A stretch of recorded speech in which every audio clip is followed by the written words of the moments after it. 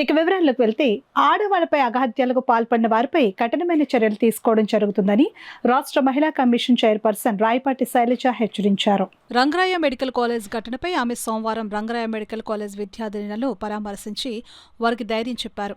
ఈ సందర్భంగా రాష్ట్ర మహిళా కమిషన్ చైర్పర్సన్ రాయపాటి శైలజ మాట్లాడుతూ స్టూడెంట్స్ ధైర్యంగా ముందుకు వచ్చి ఫిర్యాదు చేసినందుకు స్టూడెంట్స్ను అభినందిస్తున్నామని అన్నారు. ఇటువంటి ఘటనలు పునరావృతం కాకుండా కఠినమైన చర్యలు తీసుకోవడం జరుగుతుందని ఆమె చెప్పారు. సోమవారం కాకినాడలో పర్యటించి ఆర్ఎంసీ కళాశాల ఆసుపత్రి వర్గాలతో భేటీ అయ్యి ఘటనపై దర్యాప్తు చేపట్టారు. ఆ వాతావరణం అనేది సురక్షితంగా ఉండాలి. ప్రశాంతంగా వాళ్ళు చేసుకోగలగాలి. హ్యాపీగా ఇంటికి వెళ్ళాలి. కానీ రోజు ఇక్కడికొచ్చి ఎవడో వాళ్ళని ముట్టుకొని, లేపోతే అసభ్యకరమైన మాటలని, అయన్నీ భరించడం ఎలాంటి ఒక మానసిక క్షోభో మా అందరికి తెలుసు. ఎందుకంటే మేము ఆడవాళ్ళమే గాబట్టి.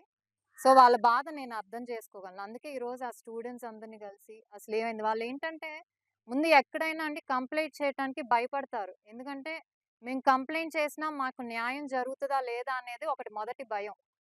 అది ఇలాంటి కాలేజెస్‌లో అయితే ఏంటంటే భయపెడతారు వాళ్ళని. మిమ్మల్ని ఫెయిల్ చేస్తాం. మా మీద కంప్లెయింట్ పెడితే. ఆ భయంతో కూడా చాలామంది ముందుకు రారు. సో, ఏదైతే ఈ టెక్నీషియన్ ఉన్నాడో అది అతని మీద ఇప్పుడే గాదు ముందు నుంచి జరుగుతూనే ఉంది. అంతకుముందు పాస్ ఔట్ అయిన బ్యాచ్ గానివ్వండి. వాళ్ళ మీద గూడా జరిగింది. కాపోతే వాళ్ళెవరు గూడా ధైర్యంగా వచ్చి చెప్పలే. ఎందుకంటే భయం వలనో, లేపోతే ఆ ఫోటోస్ మేము 10 మందికి పంపిస్తాం. ఇది అది కామన్ అయిపోయింది. ఇప్పుడు ప్రతి ఒక్కడేంటంటే ఒక ఫోటో తీసేసి దీన్ని సోషల్ మీడియాలో పెడతాం. నువ్వు మా మీద చెప్తే అనేది బెదిరించడం చాలా తేలికైపోయింది. దానివల్ల గూడా ఆడపిల్లలు భయపడి గూడా చెప్పట్ల.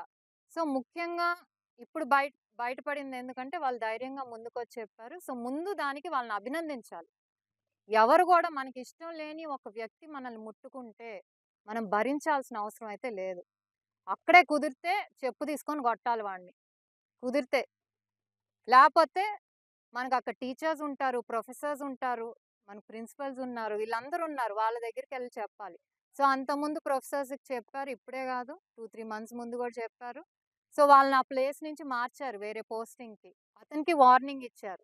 సో, వార్నింగ్ ఇచ్చినా గూడా అతనేంటి భయపడలా. ఇంకా కంటిన్యూ చేస్తూనే ఉన్నాడు. ఎందుకంటే వార్నింగే గదా! ఏమవుద్దనుకున్నాడు. అండ్ మాకు స్టూడెంట్స్ చెప్పిందంటే ఏంటంటే పేషెంట్స్‌తో గూడా ఇతను ఇలానే బిహేవ్ చేస్తాడని. కొంచెం చక్కగా ఉన్న పేషెంట్స్‌తో అయితే వాళ్ళతో ఒకలాగా వ్యవహరిస్తాడు.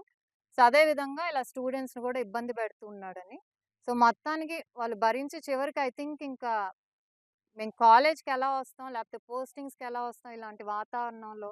ఇది మళ్ళీ ఇంకొకళ్ళకి జరగకూడదనే ఉద్దేశంతో వాళ్ళందరూ ధైర్యంగా వచ్చి, వాళ్ళు వాళ్ళ హెచ్ఓడికి కంప్లెయింట్ చేయటం. ఆ తర్వాత మెయిల్ పెట్టడం ఇవన్నీ జరిగింది. వెంటనే ఆ రోజే జులై ఏదైతే మెయిల్ వచ్చిందో వెంటనే వాళ్ళు ఇంటర్నల్ కంప్లెయింట్ కమిటీస్ అని ఉంటాయి. ప్రతి కాలేజ్‌లో అకార్డింగ్ టు యూజీసీ గైడ్‌లైన్స్ ఎక్కడైతే 10 మంది కంటే ఫీమేల్స్ ఎక్కువుంటారో, ఆడవాళ్ళు ఎక్కువుంటారో ఈ కమిటీస్ అనేది ప్రతి ఒక్క చోట ఉండాలనమాట. సో, ఆ కమిటీ ఉండటం ద్వారా దాంట్లో ఏంటంటే 11 మెంబర్స్‌లో 50% కంటే ఎక్కువ ఆడవాళ్ళుండాలి. ఎందుకంటే ఎక్కువ సాధారణంగా ఆడవాళ్ళు ఎక్కువ కంప్లెయింట్ చేస్తుంటారు కాబట్టి భయపడకుండా.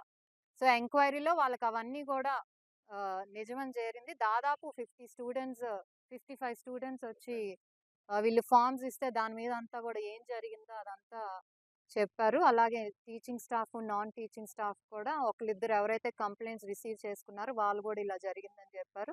సో, ఆ రోజే కేసు ఎఫ్ఐఆర్ అవ్వటం జరిగింది.